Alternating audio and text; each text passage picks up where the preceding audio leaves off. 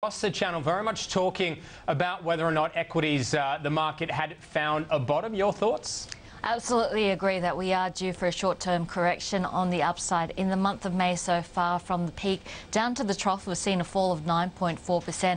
And if we have a look at technical indicators and have a look in particular at the relative strength index, there's only been two other times in the last 2 years where we've seen the market around these levels. And if we just have a look at a 2-year chart of the Australian market, this is what the ASX 200 looks like, the price chart on the top and the RSI down the bottom. We know that a reading below 30 shows an oversold level, and I guess having a look at those 3 times where we've seen the market around these levels on the RSI, the first time was in 2011, March to April, and that's where we saw a fall of about 9.4% on the market in a 4-week period. Now, we saw quite a violent correction after we did see those oversold levels on the RSI, and you can see that we recovered 100% of the losses that we saw in that period, but then that was followed on by a continuation of that downtrend.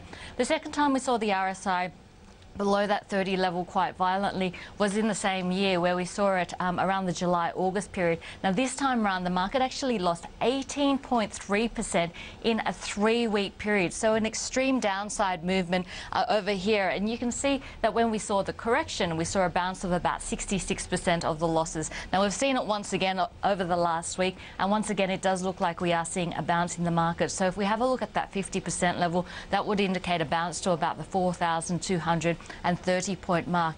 In terms of the market, I guess the market performance today, a lot of it was short covering. We saw violent big moves, and that really indicates short covering. And it's interesting to see where most of the shorts have been in the market, and that's the materials space.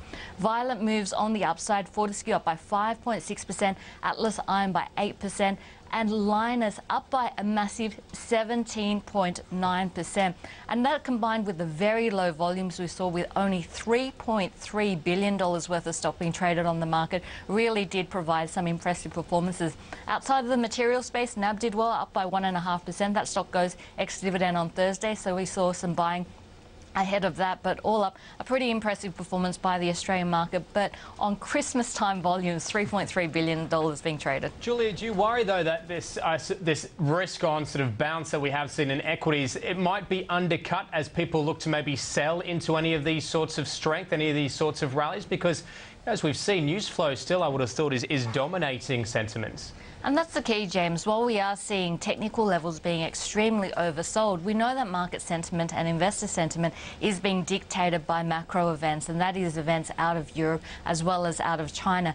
And that's really going to be what dictates investor sentiment. So while we have seen a violent reaction of the market to the downside, and we are overdue for a bounce, we're looking towards Europe and towards China to dictate market sentiment. We have a look towards Europe. It was those better headlines coming out of Greece which helped that short covering rally today. And in June, it's going to be a pretty big month where we see another EU summit, we see those Greek elections, and of course next week the ECB meeting. What the market's really hoping for are policy responses to come out of Europe. Anytime there's talk of euro bonds, that seems to be a positive for risk assets. Out of China, hoping to see stimulus, and the negative numbers coming out of China today were all but ignored. We saw China's profits by industrial companies actually dropping by 2.2% in April. But really the market firmly focused on Europe first, China second, and that's what's dictating market sentiment. I mean, we talk about the shorts, the covering, if you like, sort of bounce, maybe even the fact that a lot of the most negative news has been priced in.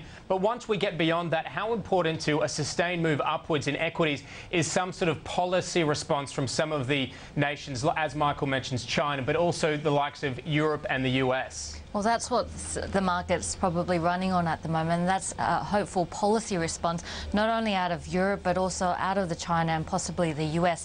We see Operation Twist coming to an end in the US. And while the US economy isn't dependent on export markets like Europe, if we have a look at the revenue that comes from S&P 500 companies, 40% of that revenue is made offshore outside of the US. So we can see that it does have an impact in terms of those companies listed on the US stock market, and the market probably watching to see some weakness coming in terms of the US stock market performance, and watching to see what kind of impact Europe has. Of course, Europe has a much bigger impact in terms of China being its largest export market, and we have seen softer numbers coming out of China. And one of the reasons why the Australian market has underperformed so much is that overseas investors often get exposure to China through the Australian market.